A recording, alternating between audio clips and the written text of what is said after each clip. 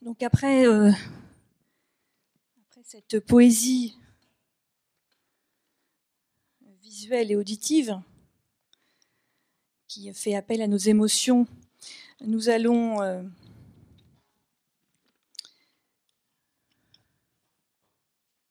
activer nos intellects. Et cette première table ronde, comme il a été précisé, a pour objectif de traiter la période contemporaine ou la plus contemporaine de Charles de Gaulle à Emmanuel Macron. Donc, nous avons pour ce faire 1h30. Donc, je vous propose de partager le temps entre vos interventions, 15 minutes, 20 minutes chacun, et puis ensuite nous consacrerons une demi-heure à l'échange avec la salle qui, je n'en doute pas, sera riche et fournie. Alors, je m'équipe de la mesure du temps. Et donc,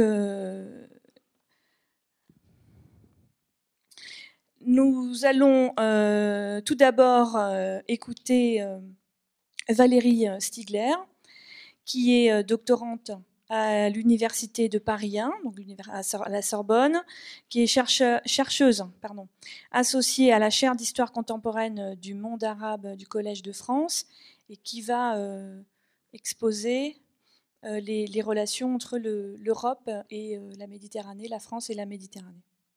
Voilà, Valérie, vous avez un micro. Et oui, absolument. Je vous en prie. Je remercie tout d'abord l'IREMO de m'avoir invité à intervenir devant vous cet après-midi. Donc, ma présentation a pour but d'évoquer devant vous la politique méditerranéenne de la France sur une longue période, puisque cette période s'étend sur 4 décennies. Elle va de la décolonisation jusqu'aux années 1990. Cette présentation se base sur mes travaux de recherche puisque je travaille sur la politique méditerranéenne d'un président, Georges Pompidou, et j'ai également participé à l'écriture d'un ouvrage qui s'intitule Méditerranée politique aux côtés du professeur Henri Laurence et de Mathuret. Et donc ma présentation reprend dans les grandes lignes ce qui est évoqué dans cet ouvrage. Donc cette longue période est découpée, en fait, se découpe en plusieurs périodes, en plusieurs séquences historiques, sous 4 présidences. Celle du général de Gaulle, celle de Georges Pompidou, celle de Valéry Giscard d'Estaing, puis enfin celle de François Mitterrand. Donc il s'agit pour moi de vous parler en fait de ces 4 décennies de relations entre la France et la Méditerranée, relations faites d'affrontements et d'échanges. Je privilégie bien sûr une approche politique. Je vais faire ma présentation sous l'angle des relations interétatiques entre les 2 rives. Bien sûr, une analyse prenant en compte le rôle de la société civile suivra avec la présentation de Giovanna Tanzarella. Donc, qu'est-ce que la politique méditerranéenne ? À mon sens, en tous les cas, selon mes travaux, elle se distingue de la politique arabe par une tentative, en tous les cas, une mise en place d'un mode de gestion régionale des rapports entre les 2 rives. Donc, il y a l'idée d'un multilatéralisme, d'une politique globale, même si, nous allons le voir, si les acteurs emploient le terme de politique méditerranéenne, parfois, ce n'est pas réellement une politique globale. Et donc, même si les acteurs emploient ce terme, on verra qu'il s'agit en grande partie, en tous les cas sur ma période, de relations plutôt bilatérales. Et donc, on parlera plutôt de politique arabe de la France, fondée, elle, sur des rapports essentiellement bilatéraux. Donc, la première période est celle des années 50. À la fin de la Seconde Guerre mondiale, l'espace méditerranéen se fracture autour de 2 lignes de force qui vont avoir des imbrications complexes dans la région. La première, c'est bien sûr la guerre froide. La seconde ligne de force est le processus de décolonisation. Et donc, ces 2 processus vont toucher les espaces méditerranéens mais de manière très différente. Au nord, les États du pourtour méditerranéen, à l'exception de la Yougoslavie et de l'Albanie, vont s'intégrer au bloc occidental par des alliances militaires, l'OTAN bien sûr, mais aussi par la création à partir de 1957 d'une entité supranationale par consentement, la Communauté économique européenne.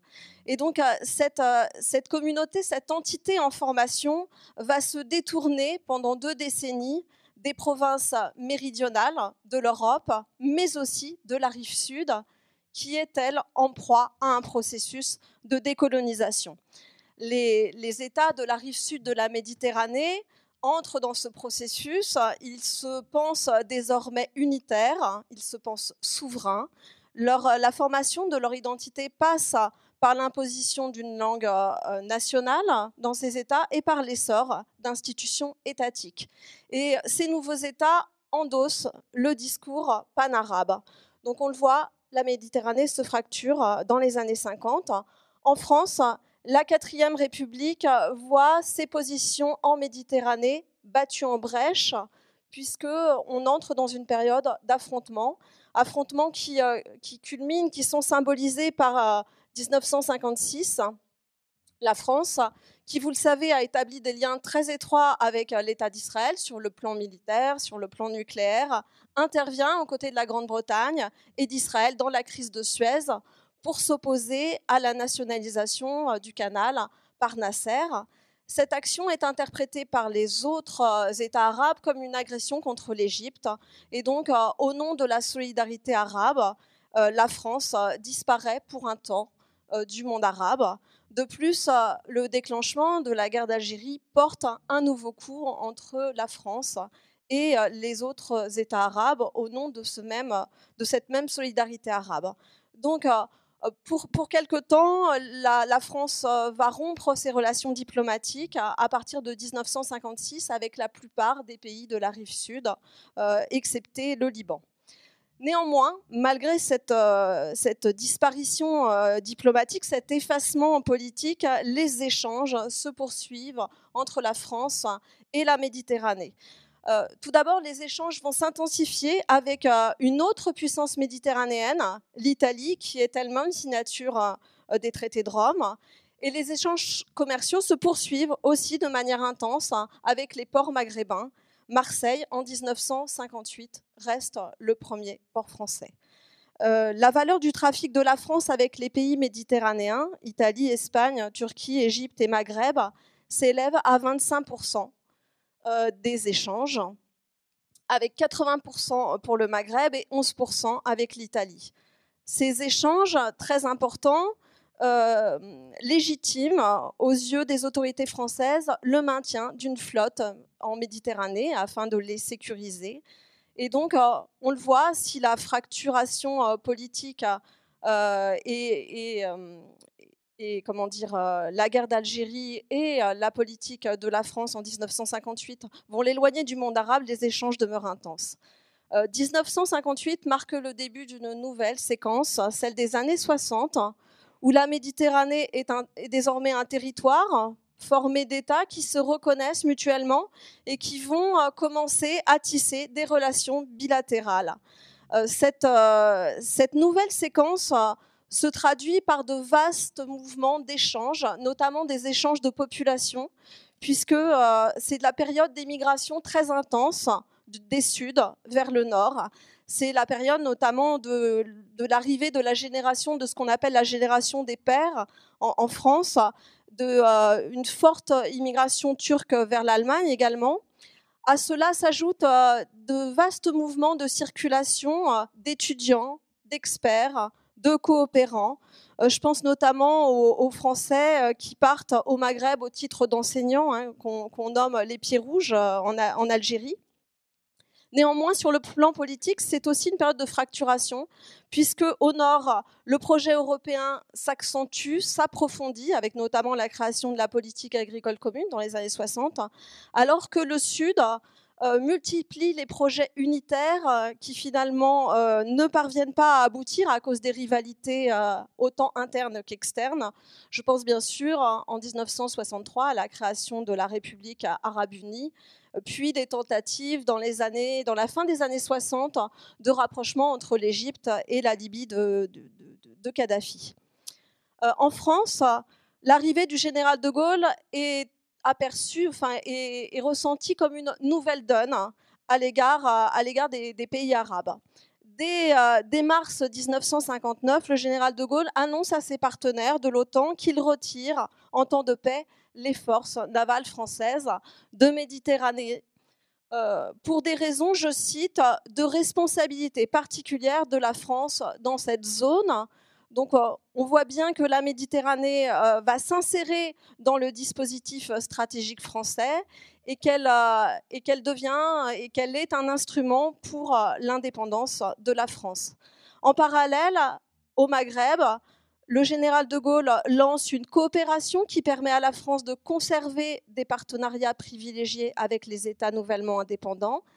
La volonté est bien sûr de conserver la prééminence française dans la région.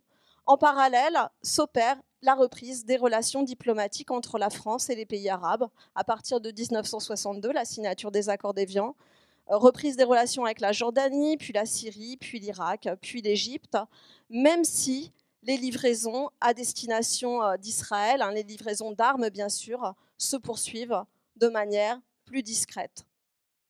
On le voit donc, il s'agit surtout de liens bilatéraux.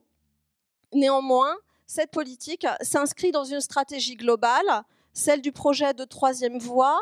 Il s'agit pour le général de Gaulle d'offrir une solution alternative pour les pays ayant rompu avec les États-Unis et qui ne souhaitent pas néanmoins s'aligner complètement sur l'URSS.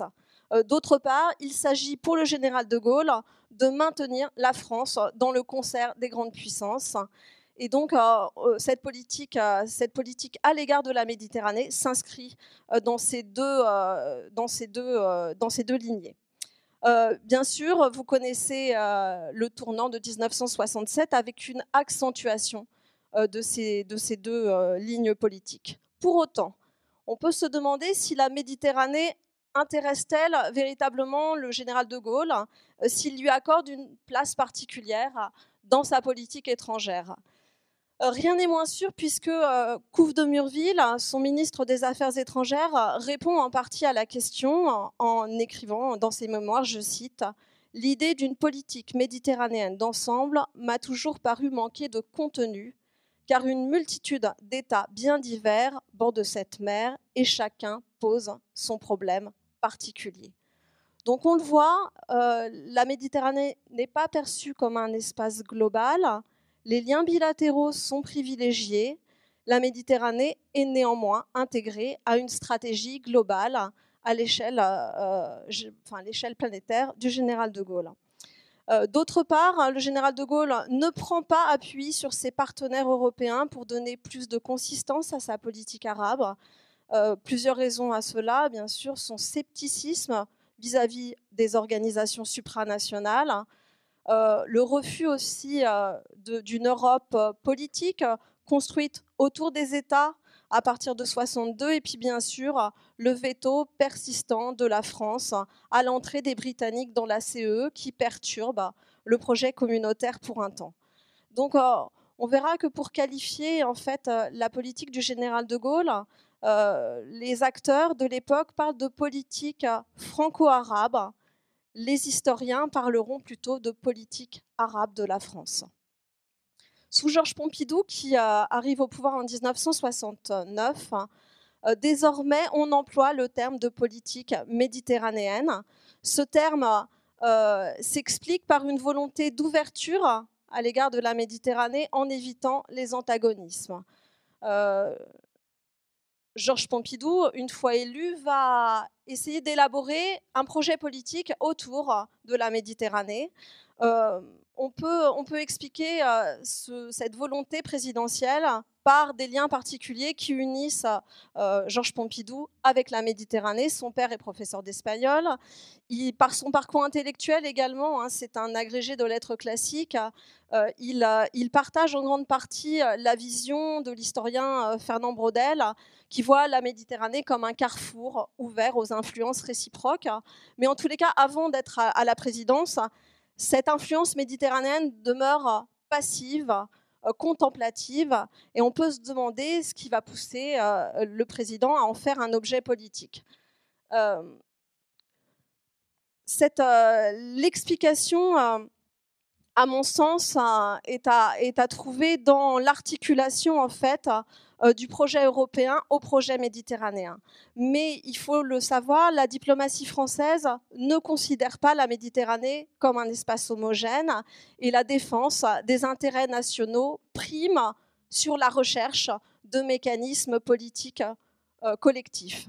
Néanmoins, on peut quand même percevoir une vision globale dans le projet présidentiel, notamment dans cette articulation au projet européen. Pour le président Georges Pompidou, la France a besoin de ce qu'il appelle son hinterland européen pour se développer, mais l'histoire et la géographie lui ont assigné un prolongement méditerranéen et africain, et donc il va tenter d'articuler les deux par cette politique méditerranéenne qui consiste, je cite, à entretenir les meilleures relations possibles et les liens les plus étroits avec tous les États riverains de la mer Méditerranée. La politique méditerranéenne de Georges Pompidou s'ordonne autour de 3 axes principaux. Le premier, c'est la volonté de rééquilibrer la communauté européenne vers le sud. C'est en effet consécutif à l'élargissement de la communauté vers le nord, avec l'entrée du Royaume-Uni, de l'Irlande et du Danemark en 1973, mais aussi à l'ostpolitique de Willy Brandt, qui se traduit par une nouvelle puissance de la RFA au sein de l'ensemble communautaire. Donc la volonté du président est de peser en soutenant ouvertement la candidature de l'Espagne à la communauté européenne. Ce projet est une constante de la politique extérieure européenne, puisque souvent le discours méditerranéen est associé à une transformation à l'est de l'Europe. Dans l'entre-deux-guerres, les Français et les Italiens ont tenté de constituer un axe pour préserver ce qu'ils appellent la latinité de l'Europe face à l'influence germaniste. Et donc, on retrouve cette idée avec le projet de Georges Pompidou. La deuxième idée, c'est de consolider les liens avec le Maghreb.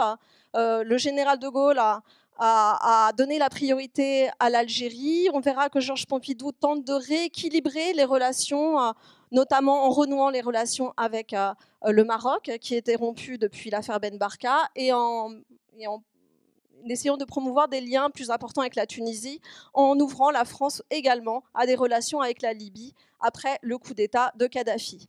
Le troisième axe, et le dernier, est la défense des intérêts de l'Europe au Proche-Orient et le développement de l'influence française par une tentative d'européanisation de la politique étrangère de la France.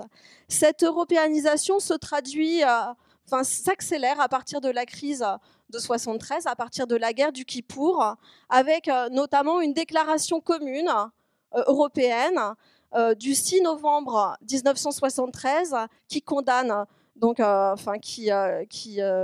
qui condamne la guerre et qui demande l'arrêt de la guerre. Je n'ai pas le temps de vous présenter cette déclaration.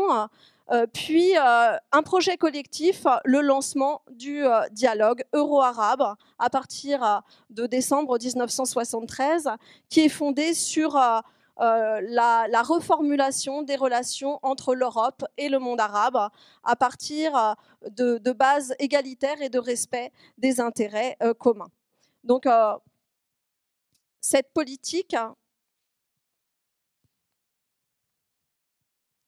je vous demande pardon, cette politique est poursuivie par le successeur de Georges Pompidou, Valéry Giscard d'Estaing, dans la mesure où celui-ci va influencer va tenter encore d'influencer effectivement ses partenaires européens à adopter ce qu'on appelle la doctrine palestinienne de la France. Donc, je pense notamment à la déclaration de 1977 de la communauté européenne qui rappelle, qui mentionne les droits légitimes des Palestiniens, puis bien sûr à la déclaration de Venise en 1980, qui est un texte qui marque l'affirmation du droit des Palestiniens à l'autodétermination et la nécessité de négocier avec l'OLP. Donc Valéry Giscard d'Estaing va poursuivre le dialogue euro-arabe en décidant de l'élargir notamment à l'Afrique. Cette politique va se poursuivre avec bien sûr des inflexions. Je n'ai pas le temps puisque je crois que le temps qui m'est imparti est maintenant dépassé, va se poursuivre avec bien sûr des inflexions sous François Mitterrand. On poursuit cette politique de relations entre l'Europe et la Méditerranée, avec notamment la politique méditerranéenne rénovée. À mon sens, le grand changement, c'est l'apparition d'un nouvel acteur, la société civile, qui apparaît avec le lancement des forums européens par François Mitterrand en 1983. La fin de la guerre froide, au début des années 90, ça va bien sûr susciter de nouvelles perspectives qui vont être évoquées donc, par monsieur Marc Pirini, qui va s'attarder, lui, sur la dimension européenne de la politique méditerranéenne de la France à partir de 1995. Je vous remercie.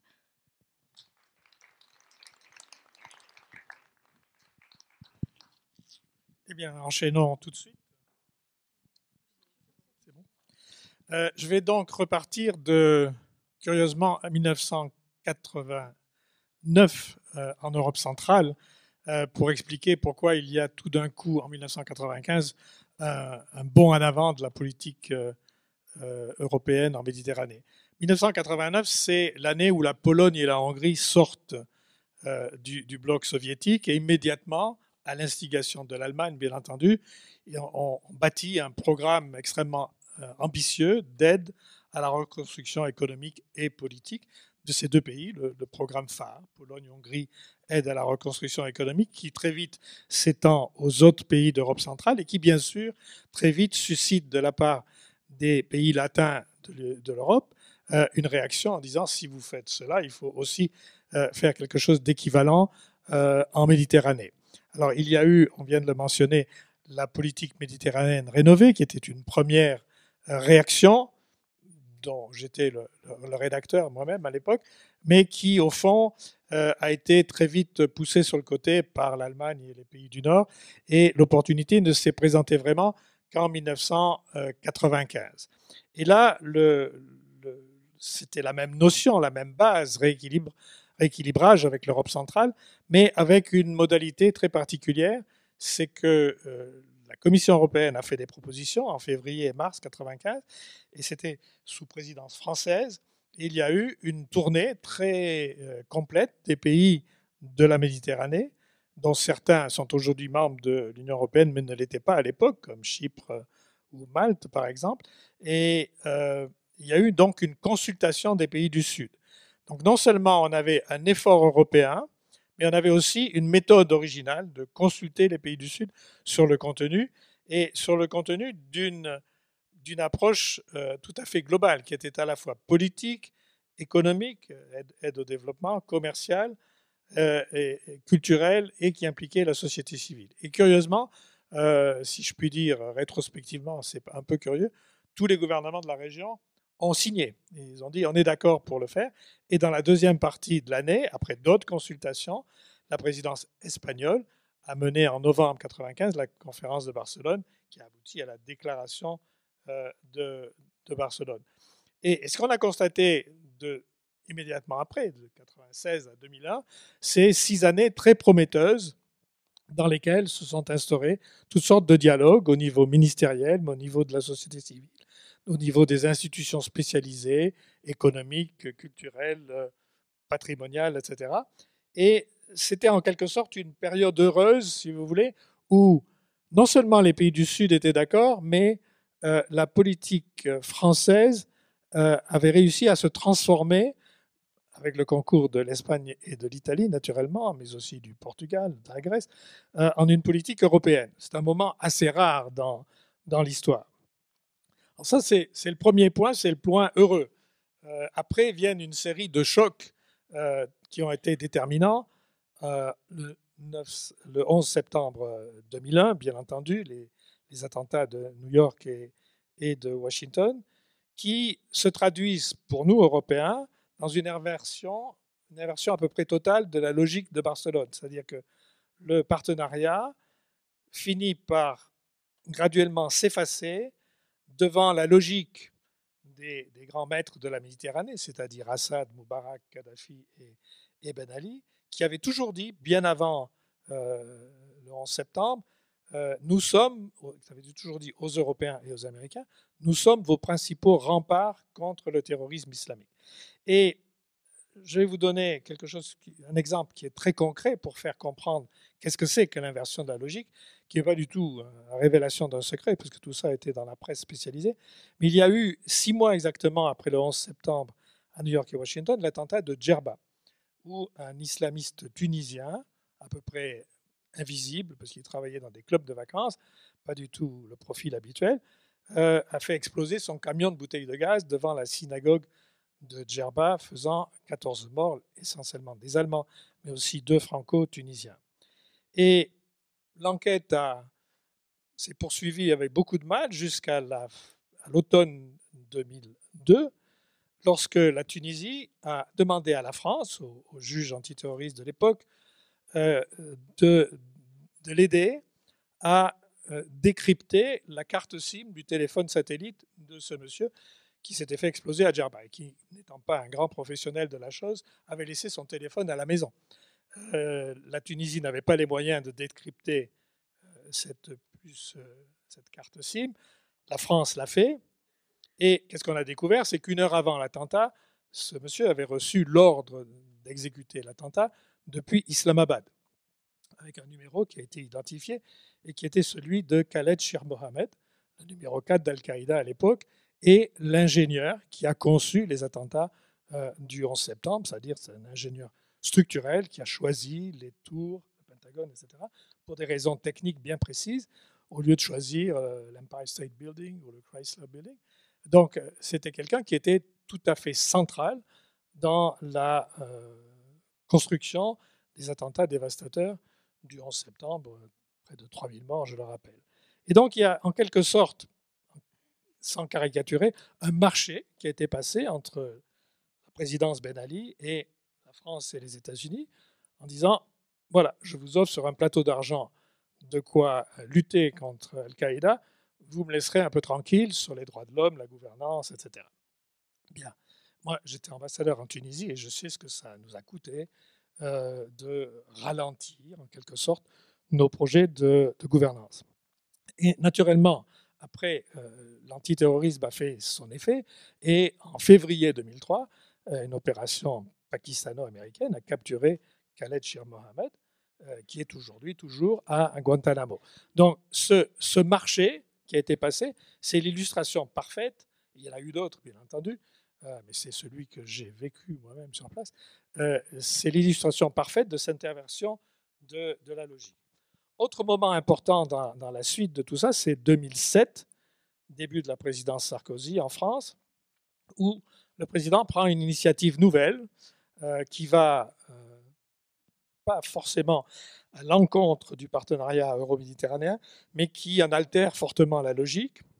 C'est l'Union pour la Méditerranée, qui est bâtie par la France toute seule, à la grande frustration de l'Espagne, de l'Italie et d'autres, et de l'Union européenne au passage, bien sûr, mais aussi de certains pays méditerranéens, parce que c'est bâti par une cooptation du président Moubarak par le président Sarkozy, ce qui, vous l'imaginez, ne fait pas tellement plaisir au roi de Jordanie ou au roi du Maroc.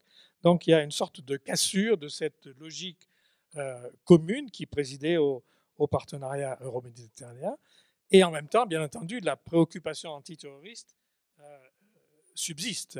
Il y a eu les attentats de Djerba, mais aussi de Madrid en 2004, de Londres en 2007, donc tout ceci et bien d'autres. Et donc tout ceci reste au centre de la préoccupation. En 2011, nous avons les printemps arabes, que certains en Europe ont voulu voir comme un triomphe de la logique de Barcelone. Regardez, ils nous ont écoutés, ils ont adopté nos principes, mais ce n'était pas ça du tout.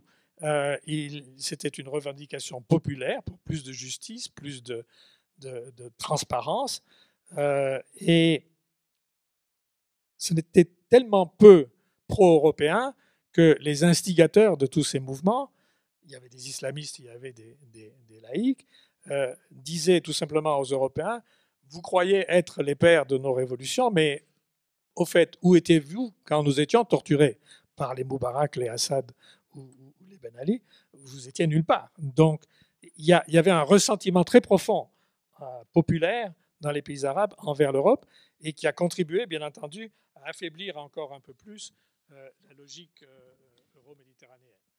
En 2014, comme vous le savez, il y a la création du califat État islamique, et avec sa propre logique qui continue encore aujourd'hui.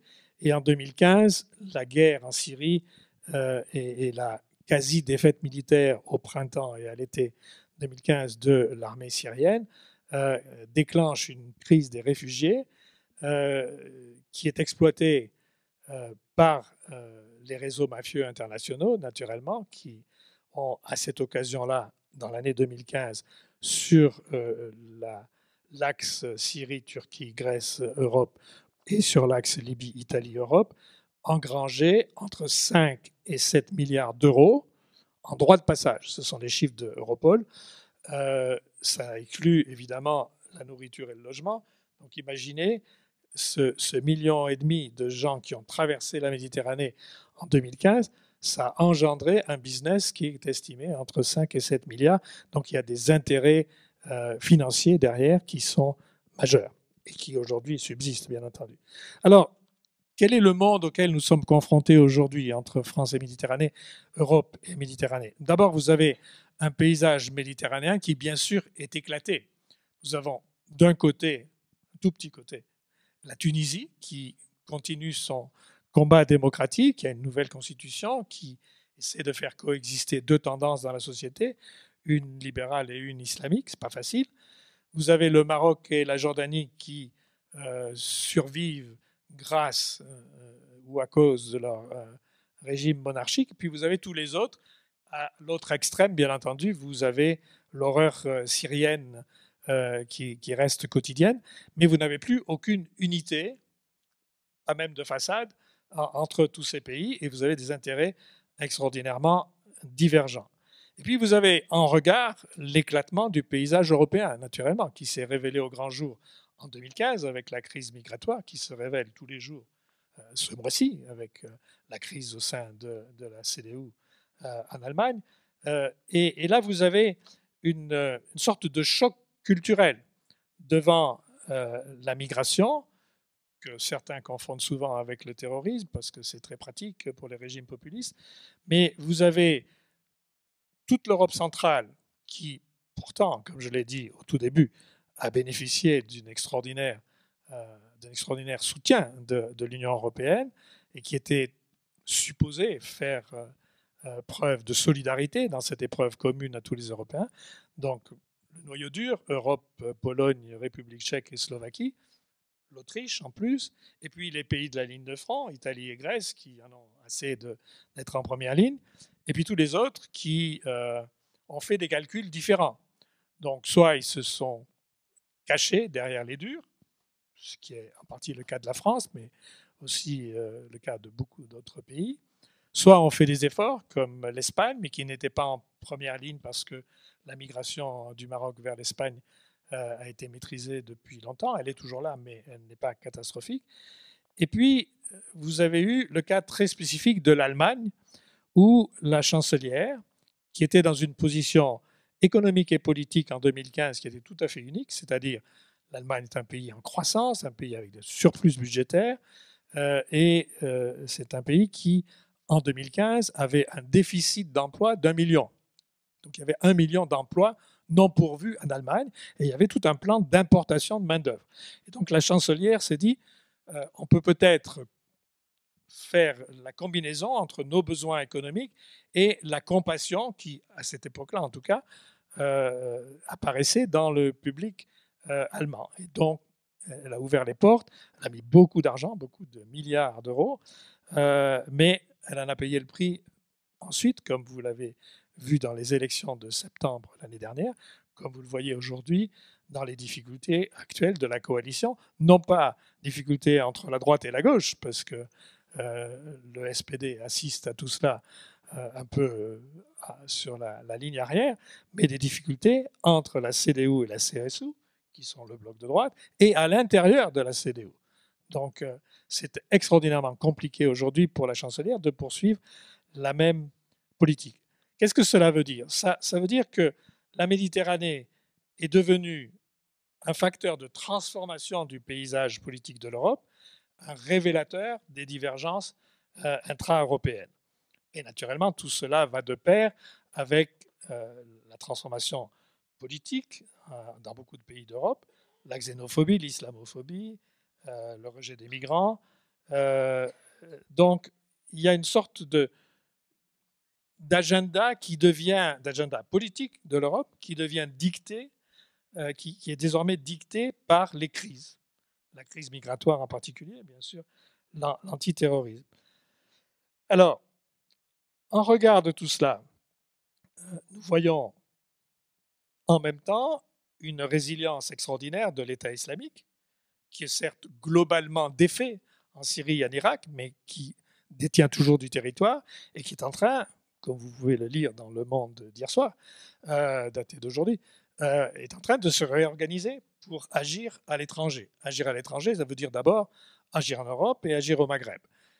Je vous rappelle que la Tunisie est le premier pays qui a le plus de ressortissants dans les militants djihadistes, 7000, ce qui est très grand pour un pays de 10-11 millions d'habitants.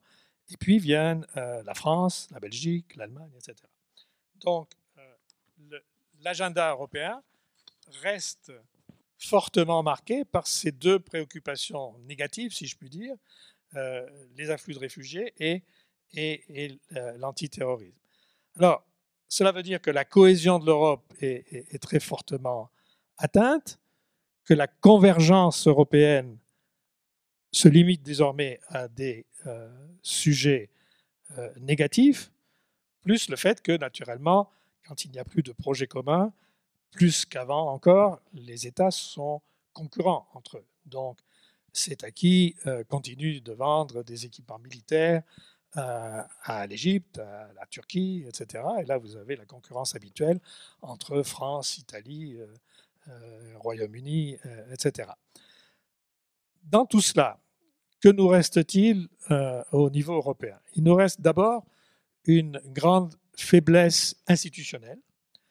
Il y a eu certes un traité de Lisbonne qui avait entre autres objectif de créer une politique étrangère commune avec un haut représentant, Mme Mogherini aujourd'hui, la deuxième dans cette fonction, et avec un service extérieur de l'Union européenne qui est censé être une sorte de ministère des Affaires étrangères européen. Mais dans l'application qui a été faite du traité de Lisbonne, les États membres, en tout cas les plus grands États membres, l'Allemagne, la France, et jusqu'à encore quelques mois, pour encore quelques mois, le Royaume-Uni, avaient pris le traité de Lisbonne comme prétexte pour rapatrier cette chose sérieuse qu'on appelle la politique étrangère dans les capitales, Berlin, Paris et Londres, et plutôt Berlin et Paris désormais, puisque Londres est occupé par d'autres choses, comme vous le savez, avec le Brexit. Et donc, je dirais dysfonctionnement, mais là, vous m'excuserez, j'ai derrière moi 35 ans de carrière européenne, mais ce fonctionnement, tel qu'on le constate, du traité de Lisbonne, ne porte évidemment pas à reconstruire une cohérence européenne. Ça va de soi. D'autant moins que le paysage européen, comme je l'ai dit, s'est fracturé autour de quelques sujets majeurs. Maintenant, on parle ici en France beaucoup de la volonté européenne du président Macron. Cette volonté européenne, elle est d'abord dans le domaine économique et monétaire et budgétaire. Comme chacun le sait, progresse avec beaucoup de difficultés parce qu'il y a des résistances ou des réticences en Allemagne, mais elle n'est pas dans le domaine de la politique étrangère. Si vous regardez quelles ont été les initiatives françaises depuis un an en Méditerranée, sur la Libye 2 fois, sur la Syrie 1 fois, il n'y a là-dedans aucune dimension européenne. Il y a une dimension française, ce qui fait partie de la tradition du Quai d'Orsay, qui est une tradition qui reste gaulienne, sauf que nous ne sommes plus en 1960, c'est-à-dire la France n'a pas derrière elle 5 autres États membres, elle a à côté d'elle 27 autres États membres, ou 26, comme vous voudrez. Et donc, il n'est plus aussi facile pour la France d'entraîner ses partenaires européens dans une politique envers la Méditerranée. Cette difficulté s'ajoute naturellement à la faiblesse des institutions européennes qui ne font pas actuellement de grandes propositions visionnaires et bien sûr à l'éclatement du paysage méditerranéen. Il y a beaucoup de choses à dire, mais je pense que c'est le moment de s'arrêter.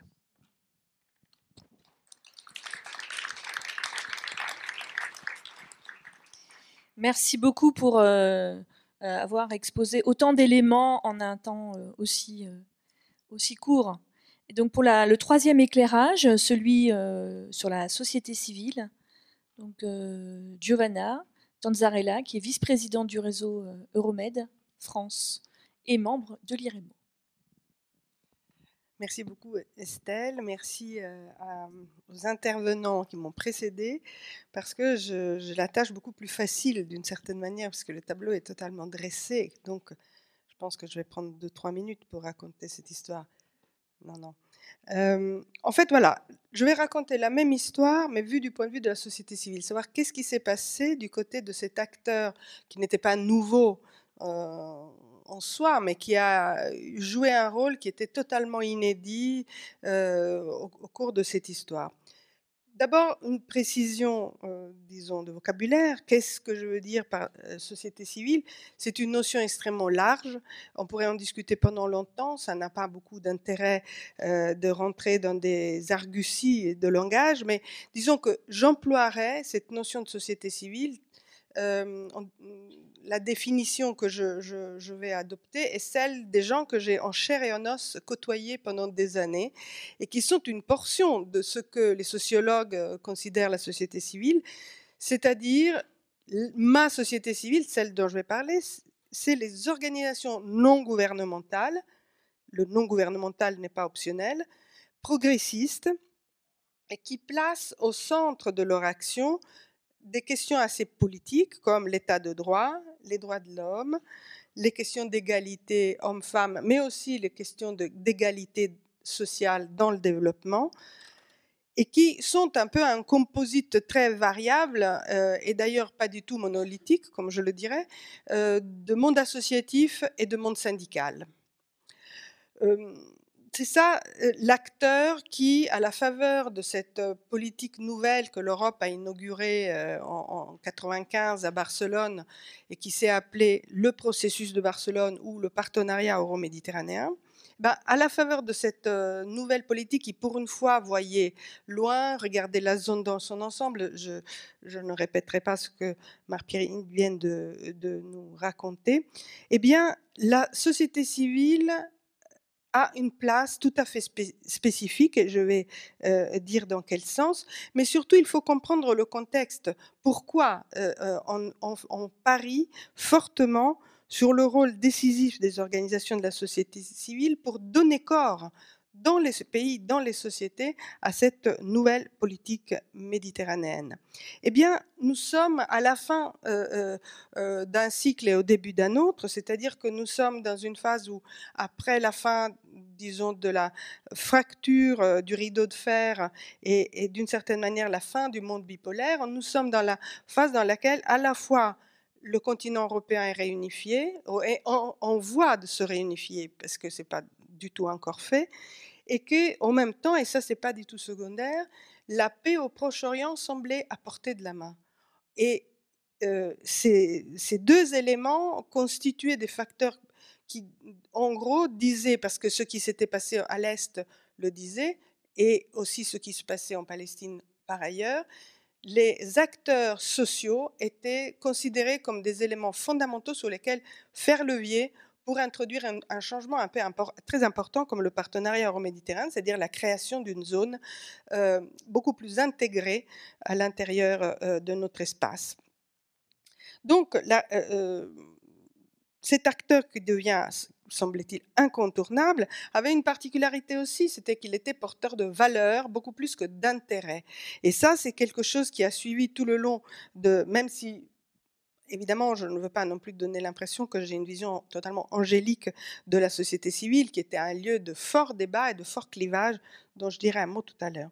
Donc, pendant les accords de Barcelone, pendant le processus de Barcelone et le partenariat euro-méditerranéen, une sorte d'effervescence extraordinaire a saisi les sociétés de la zone parce qu'elles avaient désormais un cadre politique favorable et en même temps des moyens financiers qui étaient mis à la disposition aussi de ce travail de tissage de liens entre les deux rives.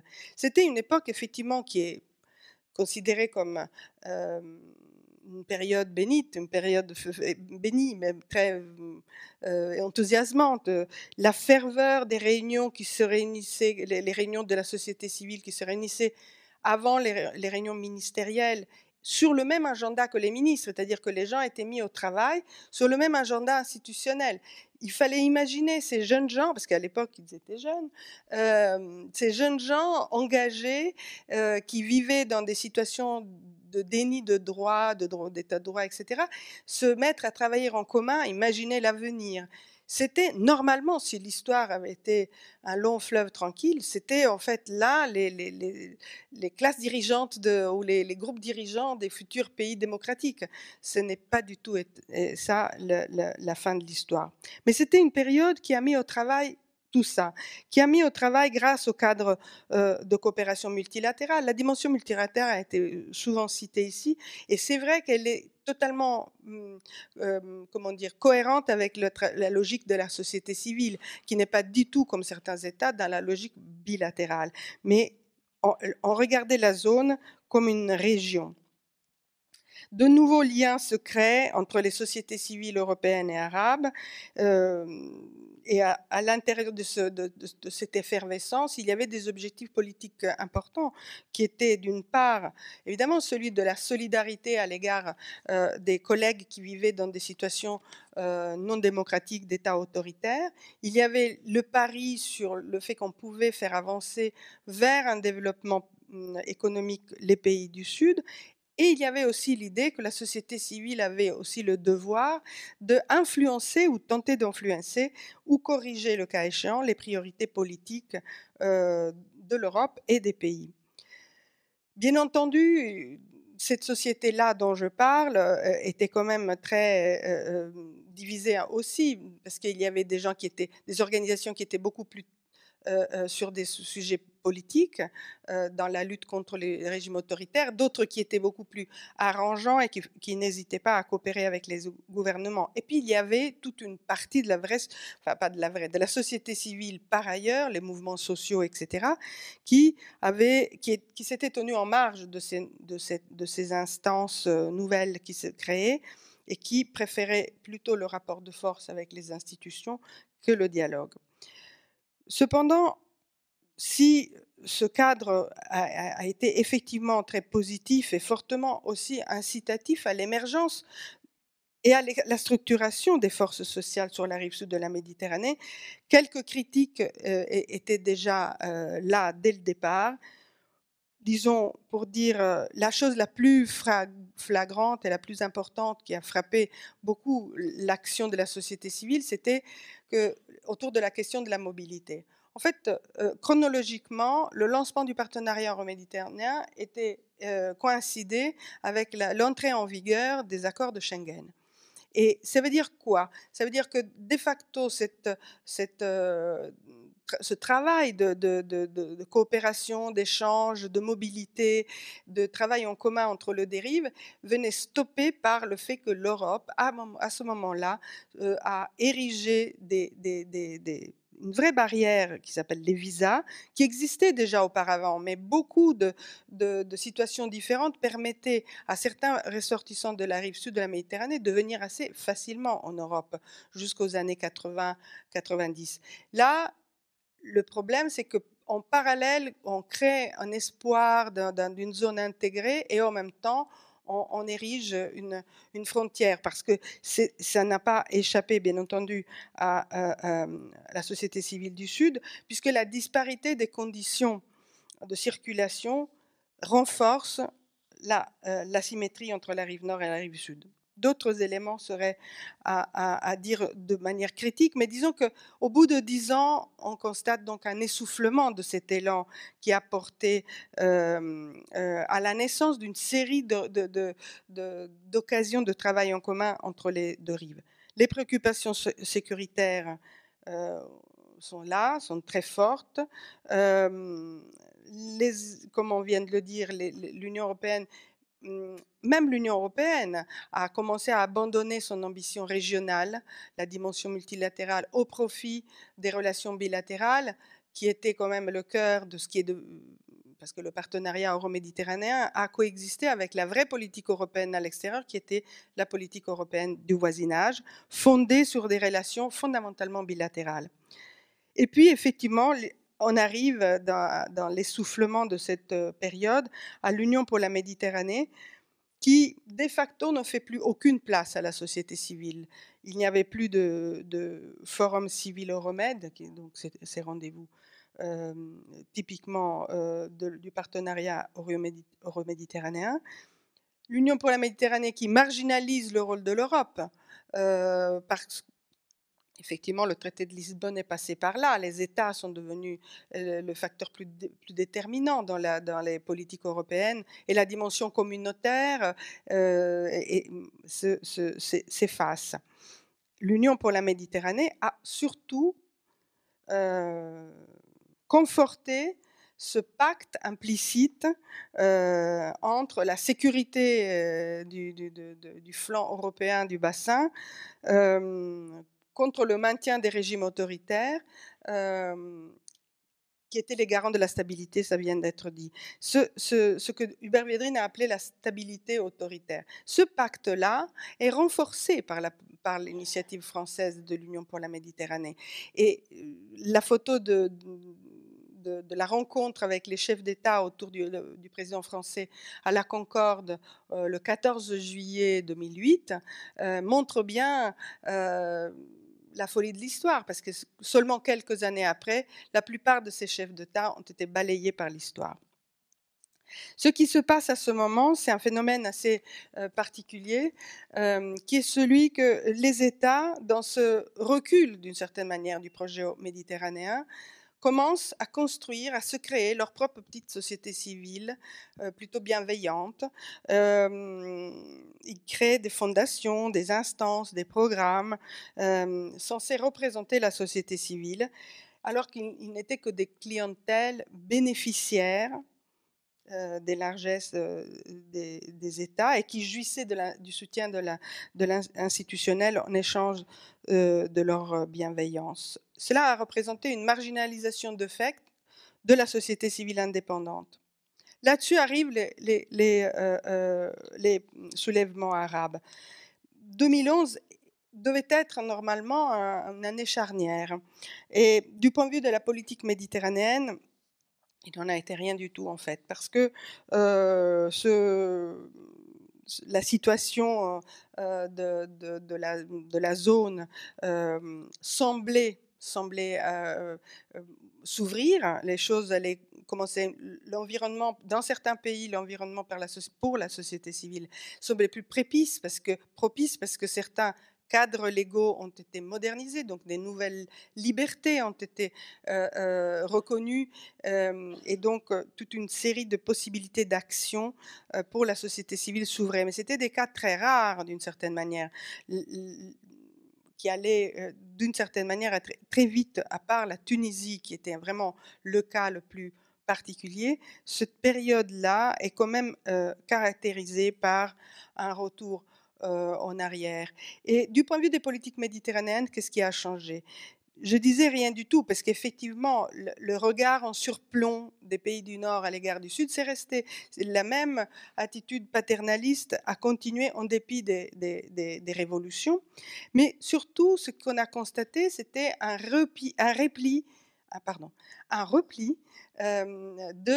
sur l'agenda national de chacun, y compris de la société civile du Sud, qui devait faire face à des urgences sociales et politiques du fait de la nouveauté qui était portée par ces soulèvements.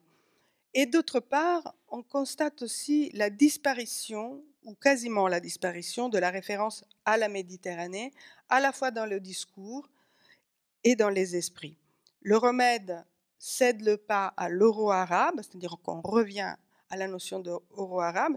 Ce changement de vocabulaire est toujours à l'œuvre aujourd'hui. Et surtout, l'idée d'Euroméditerranée devient suspecte du point de vue de la société civile, puisque les politiques euroméditerranéennes sont de plus en plus assimilées aux anciens régimes ONI. Et Ben Ali, effectivement, était un chantre un champion, disons, de l'Union, des politiques euro-méditerranéennes. Moubarak devient le coprésident de l'Union pour la Méditerranée, etc., etc. Donc, il y a autour de l'idée de Méditerranée, d'Euroméditerranée, une méfiance qui s'installe et qui probablement, on peut dire, que dure encore aujourd'hui. Et la Méditerranée n'est plus le lieu, disons, où se déploie le terrain exclusif, où se déploie l'action de l'Union européenne, ni des pays, puisque d'autres pays deviennent des acteurs très importants dans la zone. On pense à la Chine, au Brésil, etc., mais aussi aux pays du Golfe, qui non seulement ont un point important du point de vue économique, mais qui sont aussi pèsent fortement dans les équilibres internes à chaque pays. Donc, cette phase-là est une phase de recul de tous les côtés du point de vue de la société civile. Qu'est-ce qui se passe aujourd'hui ? Je vais pouvoir faire l'impasse sur ce qui se passe dans les sociétés du Sud, dans les équilibres européens, dans cette espèce de paralysie du verbe et de l'action de l'Union européenne, hélas, qui est effectivement très liée à la faiblesse, liée aussi aux courants populistes, anti-européens, nationalistes, qui sont de plus en plus importants en Europe, qui rendent inaudible le discours de Bruxelles en Méditerranée. Au-delà de tout ça, il y a des choses qui ont littéralement changé le cadre, inutile de le dire, c'est extrêmement banal. La guerre au Proche-Orient, la violence extrême au cœur du monde arabe, au cœur de l'Europe, la crise de l'accueil des migrants et des réfugiés, l'aggravation du blocus de Gaza.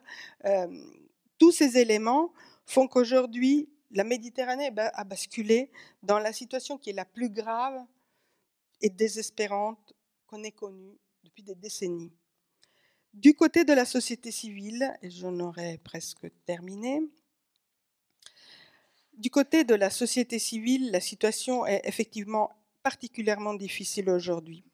Aujourd'hui, les organisations non gouvernementales et les responsables associatifs, ou les défenseurs des droits de l'homme en particulier, mais pas seulement, les acteurs culturels aussi, vivent une régression phénoménale de leur situation. Un rétrécissement sans précédent de l'espace de la société civile dans leur pays. Spécialement dans certains pays plus que dans d'autres, mais si on fait vraiment le tour, c'est très rare les situations dans lesquelles ce n'est pas ça qui prédomine. Ce phénomène s'est intensifié ces dernières années, il prend des formes multiples. Violation des libertés associatives, restrictions très sévères aux possibilités de financement des ONG, harcèlement administratif qui va de la fermeture des locaux purs et simples, des locaux associatifs, au blocage des sites web, au gel des comptes bancaires des associations. Et ces pratiques ne concernent pas seulement les organisations très politisées sur les droits de l'homme, ça commence à concerner l'ensemble du paysage du monde de la société civile non gouvernementale, comme aussi les mouvements sociaux, et plus encore, et c'est très grave, les individus. Désormais, nous sommes appelés constamment à devoir venir à parler des militants qui individuellement subissent le harcèlement, l'interdiction de circuler, de sortir, de voyager, les gels de leurs avoirs personnels, les intimidations, les détentions arbitraires et, concernant l'Égypte, les disparitions. Tout ça, souvent, se fait sous le prétexte de la lutte contre le terrorisme. La sonnette de l'alarme a été tirée par Civicus, qui est une grosse organisation sud-africaine qui fait une sorte d'études et de rapports chaque année sur la situation des libertés du monde associatif. Et ils ont dit récemment, 70 ans après la Déclaration universelle des droits de l'homme, 6 humains sur 7 vivent dans un pays où les libertés sont durement menacées. C'est totalement effrayant. Un dernier mot, la France dans cette affaire. Donc on a bien compris que la France a longuement cultivé les partenariats avec les autocrates méditerranéens. Ce n'est pas nouveau. La France aurait aujourd'hui tout intérêt à mobiliser le capital de connaissances qui existe en France sur la Méditerranée, sur les pays arabes, et dont les ONG sont les détenteurs d'une certaine manière, mais aussi prêter attention au travail incroyable que font les chercheurs en France au profit d'une écoute plus fine des acteurs des sociétés arabes et des tendances profondes qui travaillent ces pays. Et en même temps, si j'ose dire, la France a toujours été convaincue du rôle important de la société civile. Elle a été même un appui fort à certains moments à l'égard du rôle que pouvait jouer la société civile dans la construction de l'espace euro-méditerranéen. Aujourd'hui, il est trop tôt pour des jugements définitifs, soyons charitables. Concernant la politique méditerranéenne de la France, aujourd'hui, on ne peut pas dire grand-chose, à part ce qui vient d'être dit à juste titre, mais la tendance très forte, du point de vue qui est le mien, c'est celle du business as usual. C'est ça, en fait, qui nous paraît la dimension qui reste aujourd'hui, alors que dans la mémoire des opinions publiques de tout le pourtour méditerranéen, il y a encore très fortement le souvenir de ces positionnements français très courageux et très clairvoyants, comme en 2003. Donc on peut dire que la France est attendue en Méditerranée.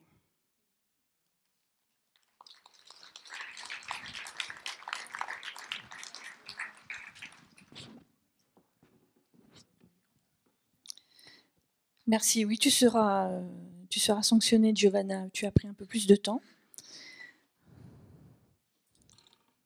Alors, je merci pour vos 3 interventions qui ont brossé un portrait qui, me semble-t-il, ont ouvert beaucoup de portes et sont très stimulantes à la réflexion. Je vais me permettre... donc, moi, j'ai perçu finalement une dichotomie dans vos 3 présentations entre les individus, enfin les échanges de personnes ou la façon dont les habitants de la Méditerranée sud et nord se considèrent.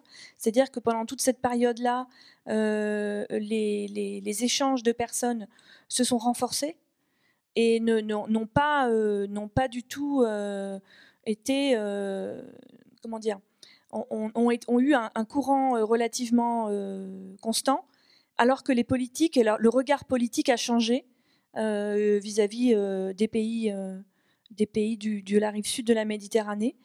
Vous avez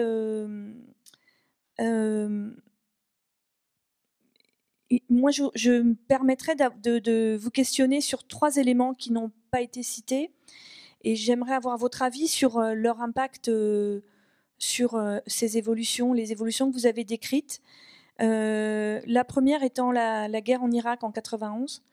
Est-ce qu'elle a changé le regard des pays du Sud sur l'Europe? Est-ce que, justement, ce n'est pas un élément de fracture? Deuxième élément, la crise financière économique de 2007-2008.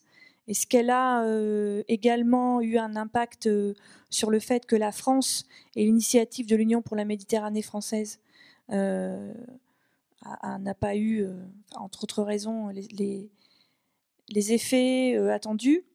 Et le troisième point, est-ce que l'acteur globalisation, est-ce que l'ouverture des pays du sud de la Méditerranée, des pays arabes en particulier, l'ouverture des frontières, l'accès justement à une culture mondiale et mais également associé à un libéralisme économique, a eu un rôle important. Est-ce que finalement l'Europe perd à l'échelle globale aussi une place vis-à-vis des pays du Sud parce que justement les pays du Sud ont aujourd'hui un accès au monde entier. Tu l'as dit avec la Chine, mais finalement, est-ce que la question reste encore Europe, pays de la Méditerranée elle n'est plus le seul acteur.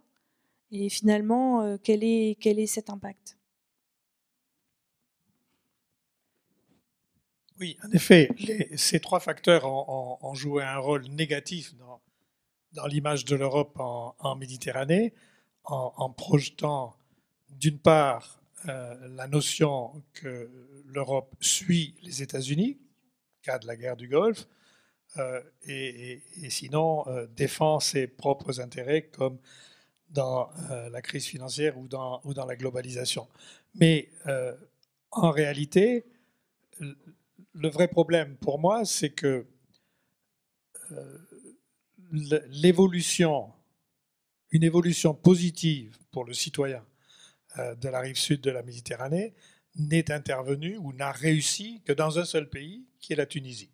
Et avec une sorte de maintien du statu quo au Maroc, en Jordanie, et tous les autres pays sont évidemment dans des situations extraordinairement fragiles, sinon tragiques.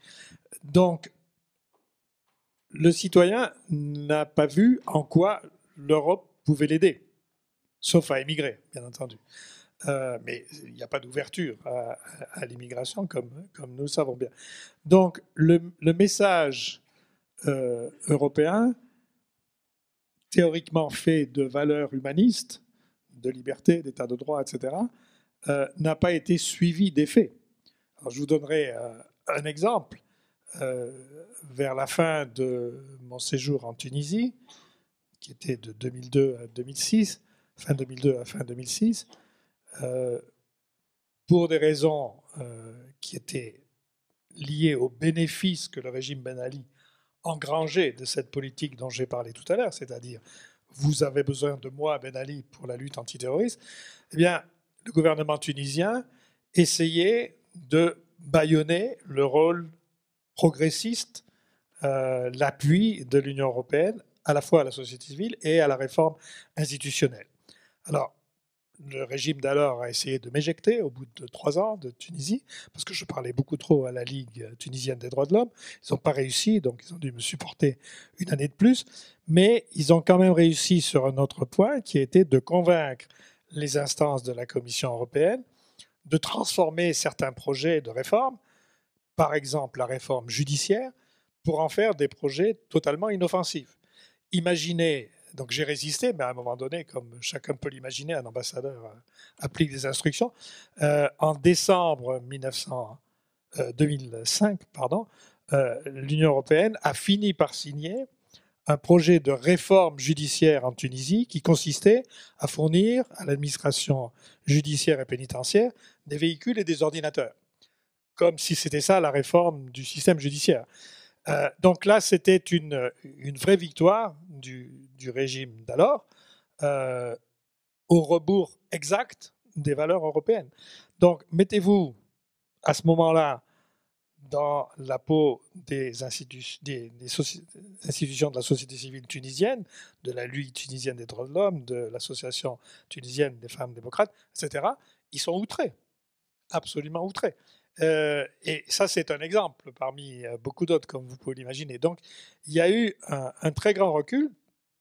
Je reviens sur mon propos précédent, dont le déterminant essentiel était la lutte contre le terrorisme et le fait qu'un certain nombre de régimes, encore une fois, Ben Ali, Kadhafi, Moubarak et Assad, se sont présentés comme nos meilleurs alliés, à nous, Français et Européens, dans la lutte antiterroriste. Et ça, c'est un tournant qui a été catastrophique, mais c'est une situation qui perdure aujourd'hui.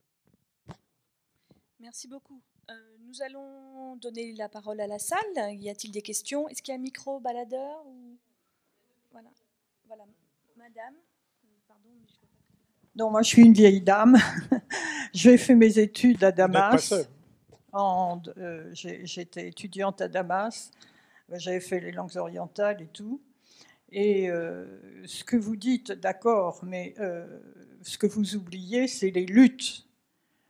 Par exemple, au Moyen-Orient, entre l'Angleterre, la France, c'est effroyable à cause du pétrole. Personne n'imagine ce que le pétrole a rapporté, c'est colossal. Bon, je me souviens, c'était en 2001. On sortait de la Cave des Rois. À l'époque, à Toit Française, Brigitte Bardot. Il n'y avait pas un chat d'or, il y avait une ouverture. Le cinéma égyptien était le premier, on avait des films ouverts, etc. On dansait le twist, on sort de la Cave des Rois, et tout d'un coup, 30 tanks et des machins militaires qui débarquent sur la place des Canons. Qu'est-ce qui se passe? Et heureusement, j'étais avec le deuxième secrétaire dans l'ambassade. On rentre en vitesse à l'ambassade, on réveille De Gaulle à 3h du matin, et on s'aperçoit, il téléphone à Chehab, etc. En fait, c'était les Anglais qui voulaient faire sauter le président Chehab parce qu'il était trop proche des Français. Le lendemain, Salar Stétier, qui dirigeait L'Orient le Jour, écrit De Gaulle a dit merde alors et tout est rentré dans l'ordre. Bon, un jour, je publierai les lettres à mon père. Mon cher papa, cette semaine, je devais aller à Bagdad. Et on me dit non, non, non, parce que les Anglais viennent d'assassiner le Premier ministre Qassem, parce qu'ils ne voulaient pas. Ils s'étaient rapprochés des Français, et les Anglais ne voulaient pas qu'il réclamait sa province du Sud, le Koweït. Qui sait que le Koweït était une sous-préfecture de Bassora? Il ne faut pas le dire. Bon, tout était comme ça. C'était des luttes entre la France, l'Angleterre, et je pourrais continuer comme ça pendant longtemps. Bien. Merci, madame. Merci.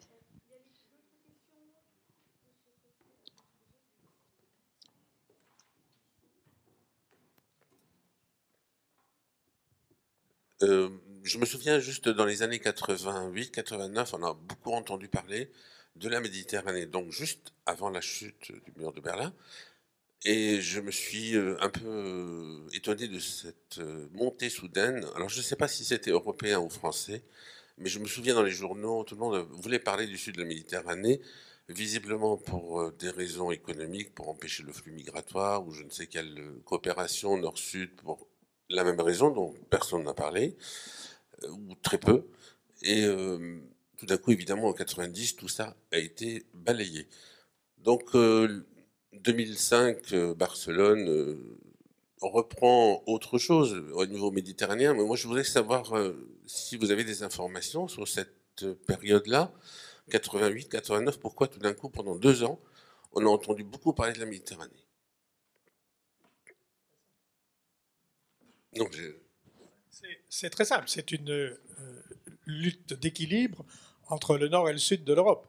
Lorsque vous avez devant vous, à partir de 1989, une ouverture démocratique de l'Europe centrale, par définition, les bénéficiaires sont les Allemands et dans une moindre mesure les Autrichiens et les Néerlandais, mais pas du tout les pays de l'arc latin en Europe. Donc vous avez forcément une volonté de rééquilibrage.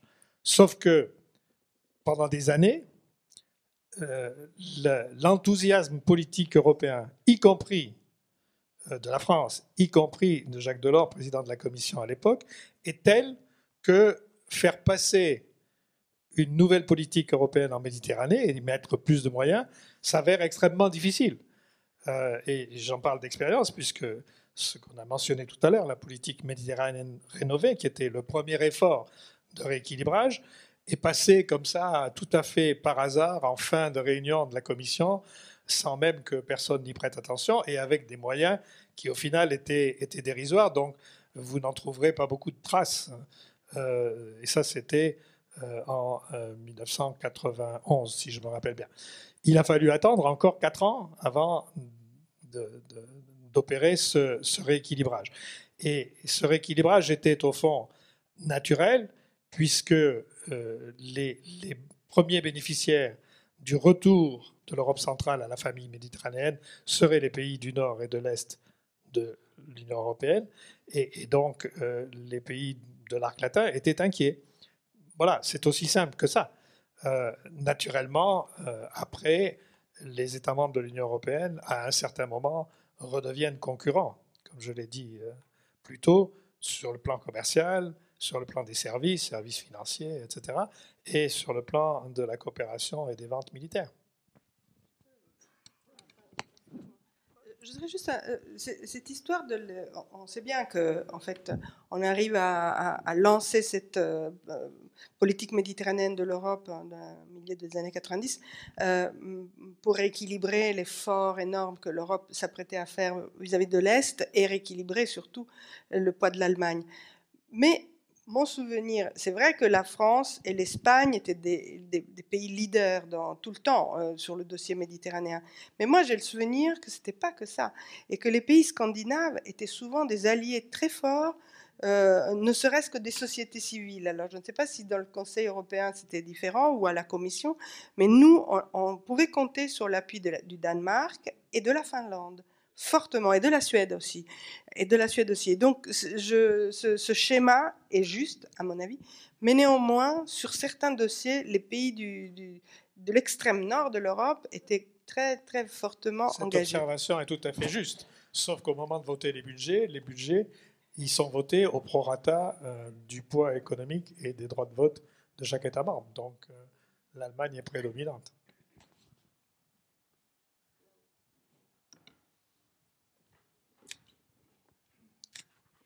Oui, bonsoir. Ma question, c'est que pourquoi vous avez adopté une politique commerciale dans les États, parmi tous les États membres européens, et vous n'avez pas adopté une politique européenne. Vous avez mis à côté les politiques.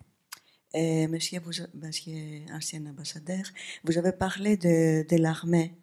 De l'armée, que c'est la France qui participe dans la guerre pour la Syrie, etc. Mais on n'a jamais parlé d'une politique de défense. Et c'est tout récemment que j'ai entendu certaines réflexions sur le sujet. Et qu'est-ce que ça veut dire? De tous les départs, il n'avait pas une politique autre qu'économique pour l'Europe. Et maintenant, on parle de l'éclatement. Est-ce que je peux avoir une réponse? D'abord, je n'ai rien adopté par moi-même, hein, rassurez-vous. Non, je parle comme un... Je n'étais que l'instrument d'un système.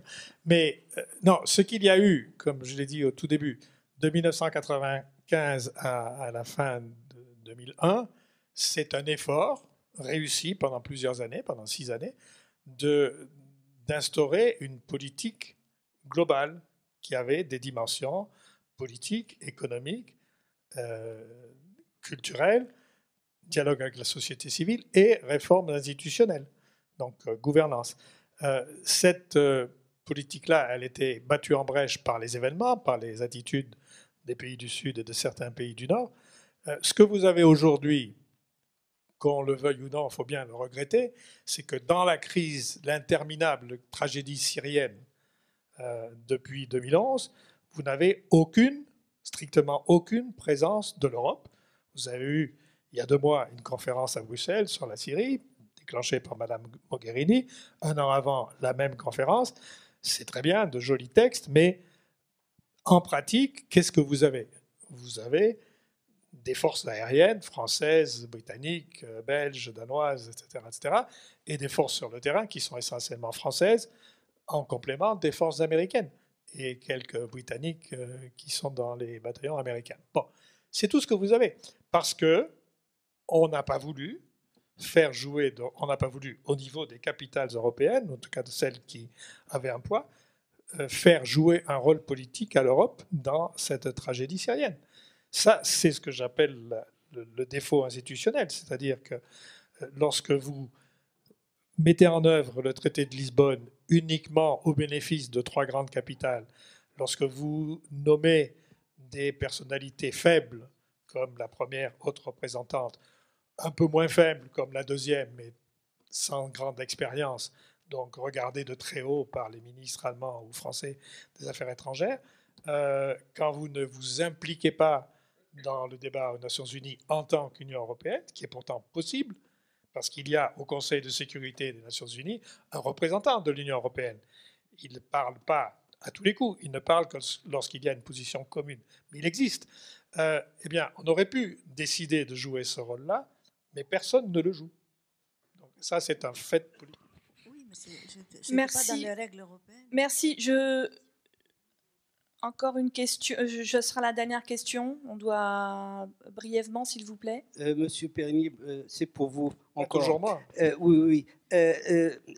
Pourquoi la France officielle a été contre ce soulèvement tunisien au nom de la dignité, au nom de la justice et contre la corruption, à telle enseigne qu'on a vu un ou une ministre dans un élan très touchant, viril et martial, proposer le savoir-faire des forces françaises pour mater cette... je sais pas, je n'ose pas dire le nom, enfin voilà. C'est d'autant plus que la France est le pays de la Déclaration des droits de l'homme. Oui, je vois très bien l'incident auquel vous vous référez en janvier 2011. Bon, rassurons-nous, ce faux pas français n'a pas duré très très longtemps, mais effectivement, il y a eu un mauvais réflexe pendant quelques semaines. Ça a été corrigé depuis, et aujourd'hui, la France, aux côtés de l'Union européenne et d'autres, travaille très dur pour le maintien du souffle démocratique en Tunisie. C'est pas très facile parce que la Tunisie est un pays qui est à peu près exactement au milieu, coupé en deux entre conservateurs religieux et libéraux. Donc l'équilibre est difficile à trouver parce que les projets de société sont différents. Et donc je vous rappelle que pendant les premières années de la révolution tunisienne, il y a eu un gouvernement dirigé par Ennahda qui avait entre autres objectif de réformer la Constitution pour que la femme devienne l'accessoire de l'homme ou réformer les programmes universitaires pour les mettre entièrement sur le mode créationniste. Bon, tout ceci a été bloqué, notamment en raison de la vivacité de la société civile, de la modération générale de la société tunisienne, qui est une caractéristique historique longue. Maintenant, ce n'est pas l'Europe qui va imposer un modèle. Je crois que ce qui peut se passer en Tunisie, avec l'appui de la France, de l'Europe, etc., c'est d'essayer de faciliter cette coexistence. Et moi, je constate, parce que je parle très régulièrement à M. Hanouchi, il y a encore 2 mois, c'est qu'il a changé d'opinion. Bien sûr, il est vieillissant, il ne restera pas en politique une décennie probablement, mais il a compris que libérer tous les extrémistes des prisons tunisiennes au tout début de la Révolution, ce n'était pas forcément la même idée. Il a compris que la frontière avec la Libye et la frontière avec l'Algérie sont des problèmes réels pour son pays. Il a compris que laisser faire cette dérive djihadiste dans son pays, ça a ruiné pendant un bon moment le secteur touristique. Ça s'est très vite fait, comme vous savez. Il suffit de quelques morts et le secteur touristique disparaît. C'est très long à reconstruire après. Donc, je crois que malgré toute la modération que l'on peut voir dans la révolution tunisienne, si on la compare à la révolution libyenne ou égyptienne, et bien sûr encore pire à la tragédie syrienne, malgré cette modération, il y a encore un équilibre à trouver, et c'est là où la France et l'Europe peuvent aider.